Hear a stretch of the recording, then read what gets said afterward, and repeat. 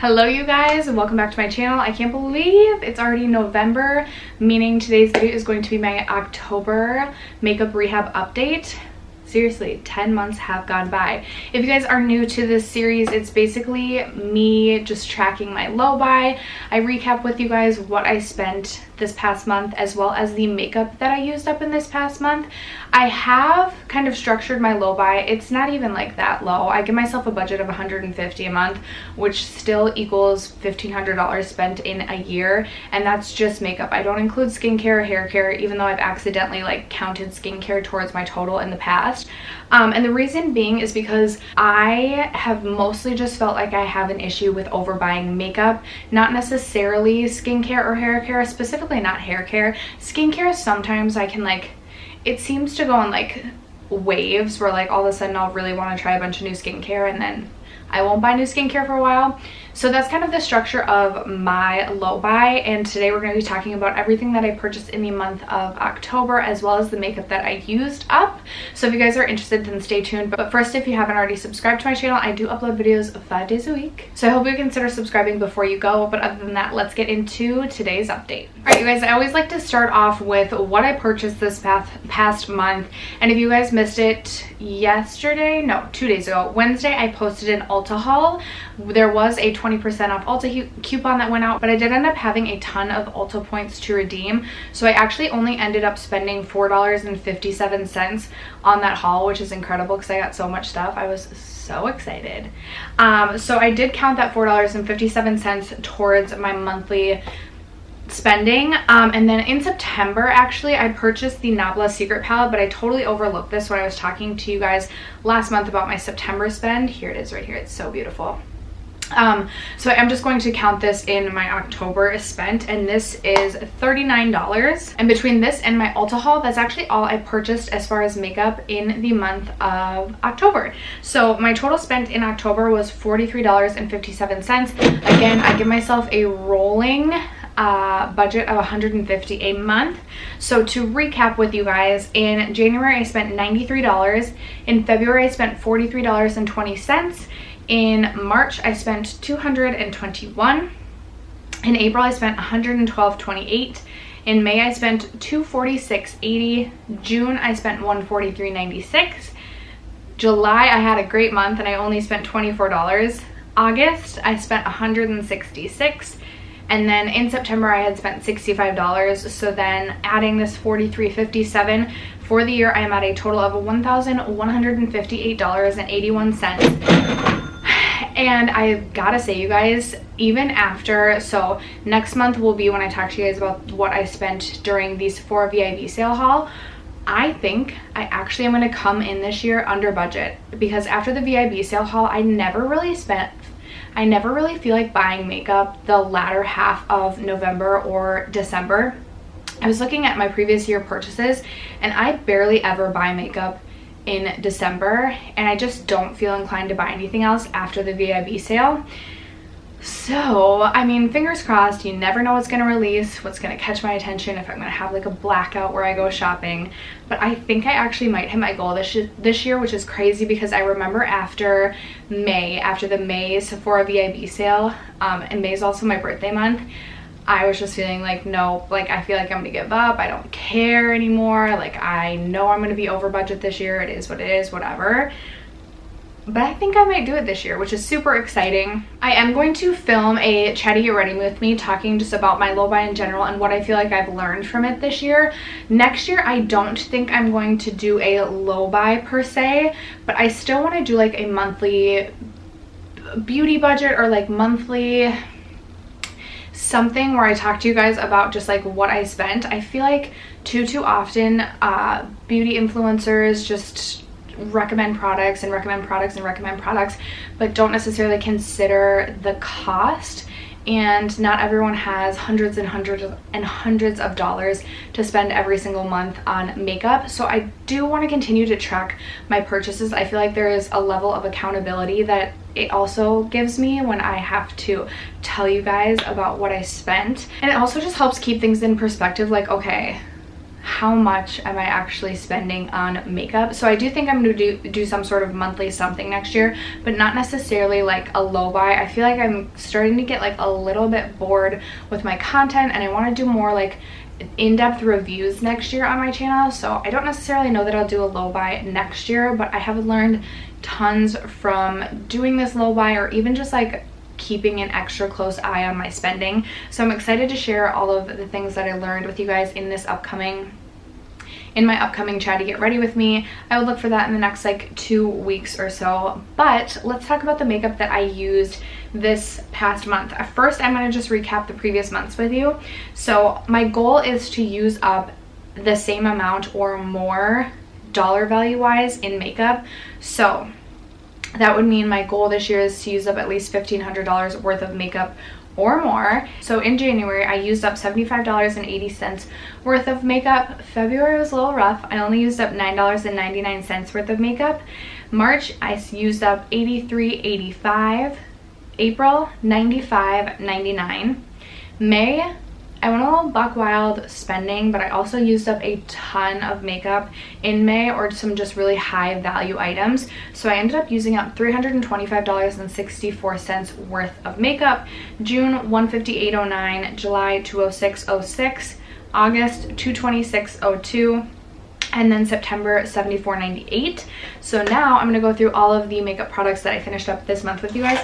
There's actually quite a bit. So starting with 2 setting sprays, I did finish off 2 this past month. I finished up the ABH Dewy Set Setting Spray.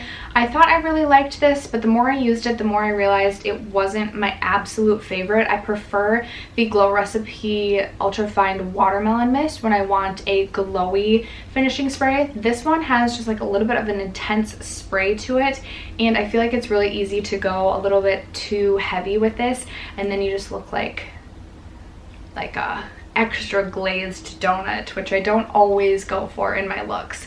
And then I used this guy up from Scandinavia. This is their makeup finishing spray. I didn't like this one either. I felt like this one made my skin feel dry, but I didn't feel like it did much for longevity or wear time with my makeup, so I would not purchase this one again. This one actually retails for $29, so this is a pricey spray. I did finish up 2 bronzers this past month as well. I finally finished up my little mini Hoola Benefit bronzer. This was going in my project pan last year, and I finally finished it up during my graveyard project pan this year. So the mini retails for $16, and then I finally also finished up my Physicians Formula Butter Bronzer. I think that this has been in like 4 or 5 separate projects, but again, I finished this guy up during my graveyard project pan as well. This one retails for $15.99. I always declutter my mascaras after 4 months, and I count them as something used, just because I wouldn't use them past 4 months out of fear that I would get some sort of eye irritation, but I don't want to count things. But I always just like to count my mascaras, even if they're not like 100% used up. You know what, it's my rules. So anyway, this is the Wander Beauty Mile High Club Volume and Length Mascara. I actually really enjoyed this, but it wasn't until I went onto the Sephora website that I realized this retails for $26. I got this in a BoxyCharm, and I was gonna say this is something I would consider repurchasing if it was like maybe even 20 bucks, but $26 is super expensive, and I'm someone who usually likes to layer mascara, so I'm usually going in with like 2 to 3, sometimes even 4 mascaras. It's super excessive, I know, but I feel like I can find a less expensive alternative to this, especially considering that I'm just like constantly layering my mascara. This was really nice if you were doing like a no makeup day and just using this as your like only mascara. It was really nice at separating and lengthening the lashes. I personally didn't feel like it did a ton for volume, but I still really did enjoy this one. I personally count lip balms as a makeup product that I finished up, just because at work I'm never wearing like lipsticks or anything like that. I'm constantly wearing some sort of balm because I work retail. It's super dry all the time. I also live in Minnesota, so I swear like pretty much there's just forced air or forced heat all the time. So I'm just super dry and scaly all the time. So I did finish up the Laneige Lip Glowy Balm. I had the peach flavor. I liked this. However, I would prefer the ColourPop Lippy Balm or the Kopari Lip Glossy to this. I felt like those two were more nourishing and more hydrating on the lips than this one was. And for me, I'm mostly just looking for hydration. I did like the way that this smelled. I did like the way that this felt on my lips. It just wasn't as hydrating as the other two that I mentioned. So for that reason, I don't think that I would repurchase this one. This does retail for $15. My Graveyard Project Pan was super successful. I will leave that link down below in case you guys want to check that out. And I will also leave the playlist for my Makeup Rehab 2019 down below in case you missed any of my previous updates and want to catch those. But I also finished up a Tarte mini lipstick during my Graveyard Project Pan. I mean, I could scrape out this product, but I'm not going to. This was in the shade Margs, which was limited edition. I got this in a holiday set, I think 2 years ago. I loved this shade. This lasted me such a long time, and I'm kind of sad to see it go just because it was just the perfect, like, mid-toned, pinky, rosy, neutral, your lips but better shade. But I did finally finish this off. A little mini of this, so I take into consideration what the full size costs per gram, and then I do a math equation and figure out what this would cost. So this is 1 gram of product, and this would have cost $6.18. I also finished off this NYX HD Studio Photogenic Concealer. So I didn't take the stopper out of mine because I can't get it out, and this I was having to dip in like 5 or 6 times per eye to get enough concealer to cover my eyes. So I just am calling this good. This retails for $6. I would not repurchase this. I did not enjoy this too much. I just felt like you don't get a lot of product in this, and even when this was like full, I was having to dunk in like 2 to 3 times to cover. It was a hassle. It was fine once you blended it out, but it definitely was not a favorite concealer for me and not one I would recommend or repurchase. I also finished up this little Buxom lip gloss. I can't remember if I took the stopper out. I didn't. Sometimes with lip gloss, like when I get to the end and it's to the point of taking the stopper out, I'm just gonna call it because I don't really care that much. I know maybe that doesn't make me like a true panner, but I did take the stopper out of my lip glossy and another lip gloss product from earlier this year, but I'm just ready to be done with this. This is the Buxom Pink Lady lip gloss. I do really enjoy the Buxom lip gloss formula, and via my math calculations, this would have cost $9.44. I'm really excited that I finished off like a couple of lip products this year. Even though the majority of them have been mini, I did finish off a full-size gloss bomb from Fenty this year. So I have been working on my lip products this year. And then the final product I also finished during my Graveyard Project Pan. This is the Maybelline Dream Matte Mousse Foundation. There's like it's not 100% cleaned out, but I definitely don't have enough to cover like my entire face with the remaining amount in here. This retails for $6.99. I thought that this was discontinued, but then I went onto, it was either the Target or the Walmart website, and found it, and you can still purchase this. If I didn't say it retails for $6.99, I wouldn't repurchase this. Okay, you guys, super excited. Fingers crossed it's not a package from my husband, but the UPS truck is outside, and I think they're here with my Sephora VIB sale packages, which weren't supposed to arrive until tomorrow, but like, my heart is racing. Sorry to interrupt this broadcast for that, but that was a special announcement that needed to happen. Anyway, I would not repurchase this foundation simply because it is super finicky. It is a moussey formula. You literally like dip your hands in, unless you have a different way to do it. And then the best way I found to apply this was via the hands, and then I would go in with sometimes a brush and then a sponge to get it all like evened out on my face. Now I did like the finish when it was finally on my face and like blended in. It looked really nice, but it was just too finicky, took too much work. I could never wear this on days that I was going to work because it just, you never knew how much time it was going to take for you to get it fully blended out. It would take me sometimes 5 minutes to get my foundation to look the way I wanted it to, when it typically takes me, I would say, like 1 to 2 minutes with the normal foundation.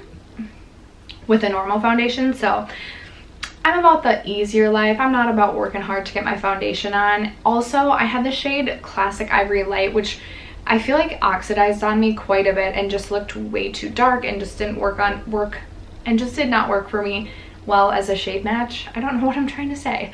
I think I'm so distracted by the fact that my VIB sale packages might be here. Anyway, you guys, that is the final product for what I used up. So my grand total for products used up, the total amount I used up was $156.60, which is super exciting, putting me at a grand total of $1,413.02. So I am well over what I've actually spent this year in terms of makeup used versus makeup purchased, which is so exciting to me. I feel like next year I kind of want to keep the same goal. I just want to make sure like I'm always still cycling through my collection. I just never want to become someone who just has this massive collection. I feel like I used to want to have this massive collection, and now I'm just like, no, I want to have my large collection. I get it's large, but I just enjoy now actually finishing up products. Before I used to be scared of finishing up products, and now I'm like super excited and motivated every time that I'm able to finish up products. So I'm really excited to have had another really successful month, and I cannot wait for November to see what I'm able to use up. I definitely think I will hit my $1,500 goal. 100% will be disappointed in myself if I can't use up another $80 worth of product in the next 2 months. So I hope that you guys enjoyed this update. Thank you so much for sticking around to watch, and I'll catch you in tomorrow's video. Bye.